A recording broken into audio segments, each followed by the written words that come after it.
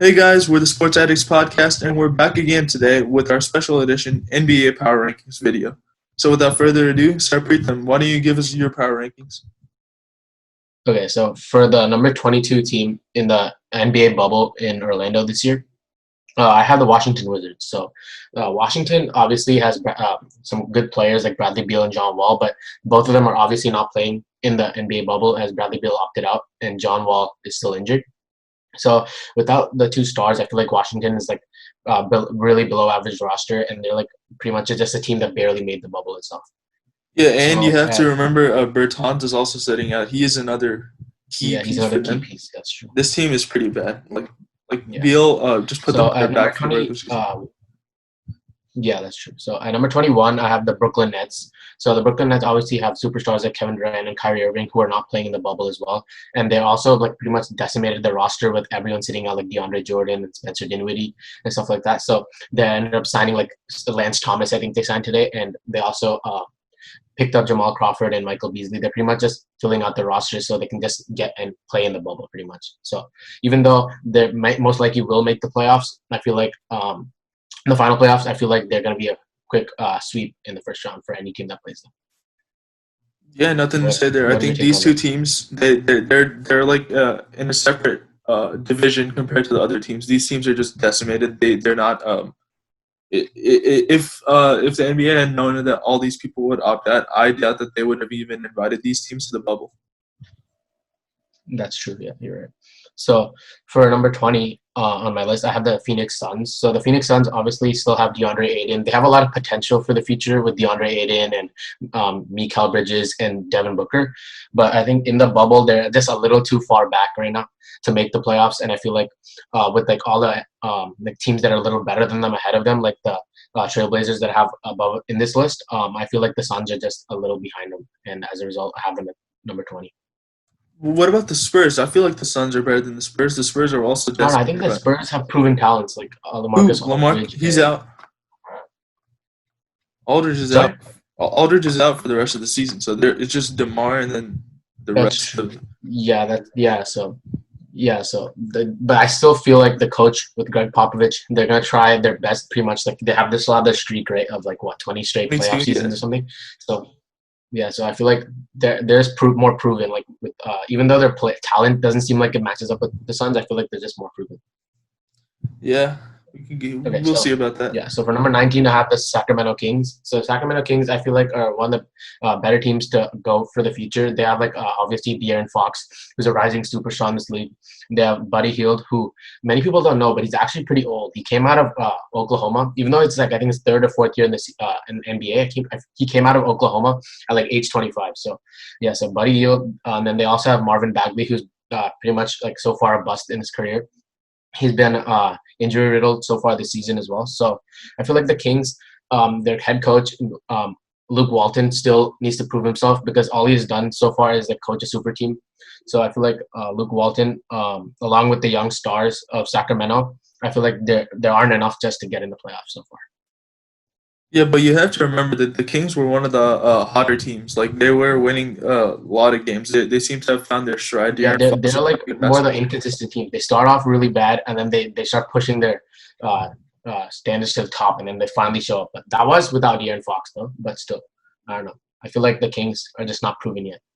Yeah, I mean, sure, I guess. Okay, so at number 18, I have the San Antonio Spurs. So obviously, Marcus Aldridge being out for the season hurts the Spurs a lot. But I feel like the proven talents like DeMar DeRozan and some of the pieces they picked up in the Kawhi Leonard trade, like Jakob Poeltl, I think he's a like a rising big man in this league. He's not going to become like that superstar, but I feel like he has some like Steven Adams potential inside of him. And I feel like their proven players like Patty Mills and Marco Bellinelli are going to help them. Like their proven role players are going to help them just rise up in these standings, but I still don't have them in the playoffs as well.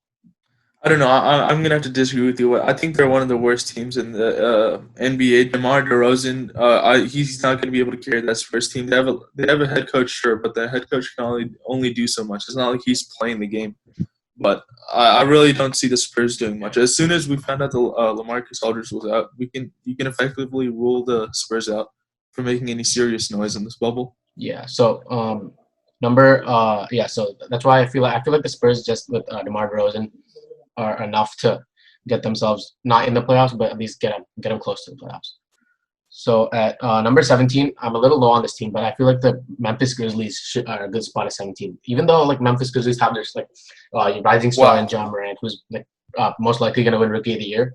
I feel like their team, if you look at it, is not really well rounded. Like they have Kyle Anderson, and obviously they have Jaren Jackson Jr. and like Jonas Valanciunas and stuff like that.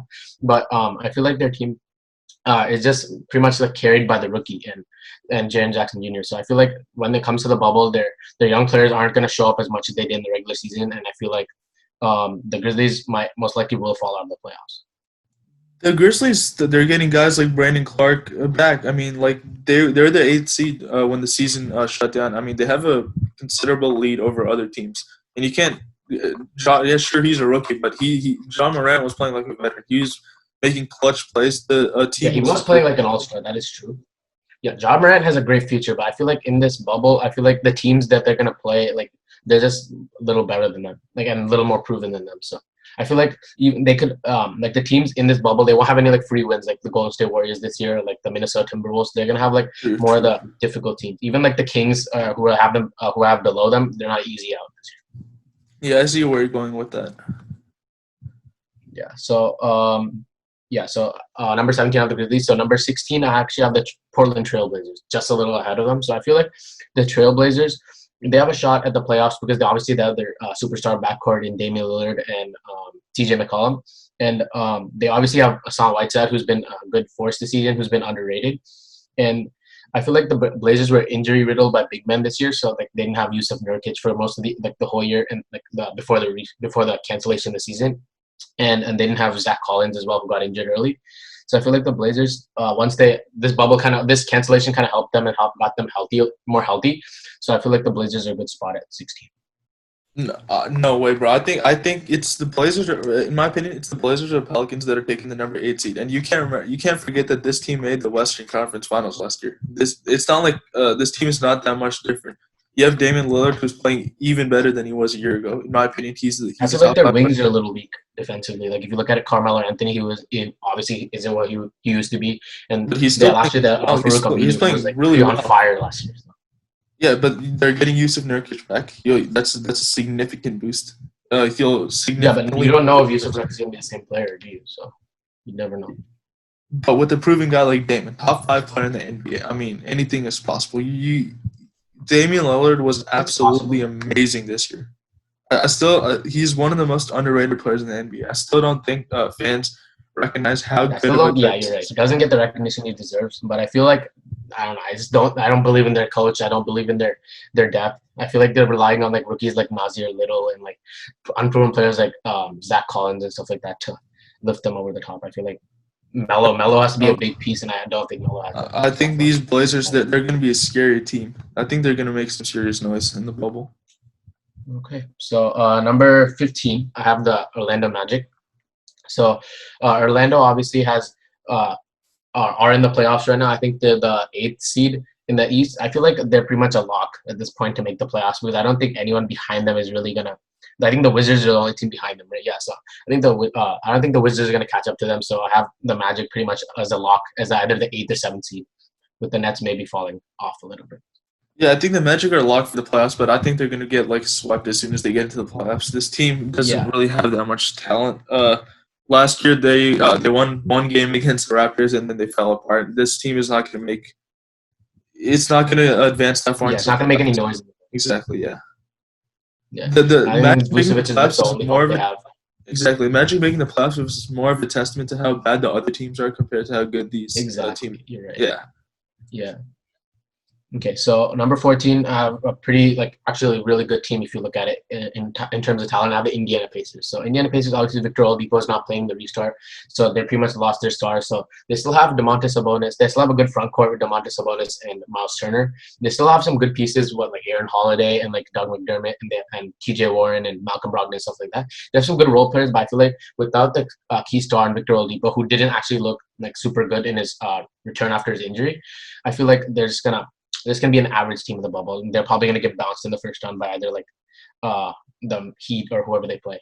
No way, bro. You saw the Pacers were playing before, even before Oladipo came back. They were really good. They're the fourth or fifth seed in my opinion, and I feel like the team was actually weighed down. The reason people have the Pacers so low was that they played worse after Oladipo came back than they did before. These guys, their chemistry is on point. Brogdon thrived when Oladipo was out. I think we're gonna see the beginning of the season player that we saw when he was going off.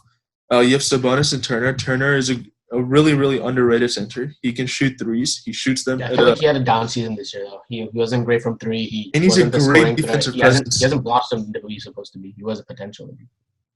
Sure, yeah. I mean, yeah, you could argue he hasn't hit his potential, and that was like pretty sky high for like a high first round pick. But he's still been a consistent playmaker. He's been a great rim protector, averaging like a lot of blocks, and he's one of the better 3-point shooting big men in the league. So I really think you're counting the Pacers out. This team has a lot of talent. Yeah, I feel like the Pacers are obviously a lock for the playoffs, but I feel like they're just not as good as the teams ahead of them, and I feel like they're just like a tier above the teams below them, like the Magic and the Nets and stuff like that. But I feel like they're just one of the weaker teams in terms of talent itself in the NBA bubble right now. Yeah, I mean, yeah, talent wise, yeah, sure, their names don't pop out, but we've seen what they can do. So we'll see how they perform in the playoffs. So who's the next team that Yeah, you so have? the next team I have on my list, I have the New Orleans Pelicans. So the New Orleans Pelicans, obviously, I feel like I'm a little higher on them than everyone else. I feel like Zion Williamson, along with the breakout year of Brandon Ingram, I feel like they're gonna thrive this year. And I feel like once Zion came back, that team just changed a lot. I feel like their coach Alvin Gentry was like on the brink of getting fired, but I feel like after Zion pretty much like changed his like coaching career, I feel like he probably wouldn't get another job if he got fired as like a head coach, obviously. But I feel like with Zion and obviously with healthy Drew Holiday and healthy Brandon Ingram, I feel like this team can make some noise, and I feel like they have I think the best shot to get the eighth seed in the West. I'm not arguing you with you over there. Their five-man starting unit of Lonzo Ball, J.J. Redick, Ingram, Williamson. They had a terrific net rating when they played with each other, and I think no one can stop them.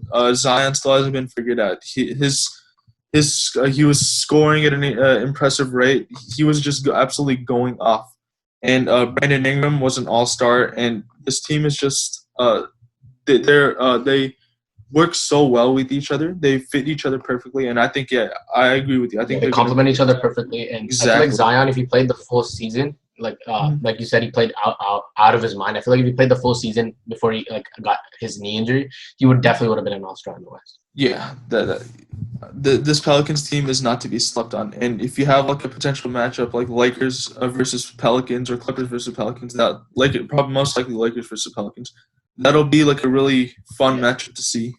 Zion versus LeBron. yeah, I feel like they can even take maybe a game or two against the Yeah. Lakers as well if they show up. All I Yeah, know is so that'll be really fun to watch this team. yeah, a lot of players returning back to the Lakers. AD going back to New Orleans and Lonzo Ball and Ingram going back to LA. So Yeah. yeah, it's a fun matchup. Okay, so the last team I have for the segment, I have the Oklahoma City Thunder. The Oklahoma City Thunder have shocked a lot of people this season. They've obviously they traded away Paul George. They got rid of Russell Westbrook. They pretty much got rid of every star on their team, and they've won with like subpar talent. Many people would say, but I feel like this year with Chris Paul leading the helm, and he's a great leader. Chris Paul with Shai Gilgeous-Alexander and Steven Adams, I feel like they can make some noise in the West. Even though I feel like they're like a tier below like the upper teams like the Jazz or something like that, without like their star player, I feel like Chris Paul could lead them to a couple wins in the first round, even though I feel like they might get bounced. You're criminally underrating the Thunder team right here. I'm no fan of OKC, but this team is for sure better than say the Jazz, maybe the Mavericks. This team is so cohesive. You have Danilo Gallinari playing like he's an all star. He's been playing lights Well, out. not really. He's just averaging I think 18 points per game. He's not that good. Yeah, okay, He's but just well, playing. points per game is not a great indicator of his shooting has Yeah, been but he's not great. much of a defender either. So do you have any Sure, yeah, thoughts? yeah. He really doesn't need to play defense, but he definitely he deserves way more attention than he actually deserves. You have Chris Paul. He obviously made an All-Star team for like the first time in a few years. You have Shai Gilgeous-Alexander took a great leap after a solid rookie season. their entire their bench, Dennis Schroeder. If you have the lineup of Dennis Schroeder, Chris Paul, Gilgeous-Alexander, Gallinari, Steven Adams, it's been amazing. It's been terrific.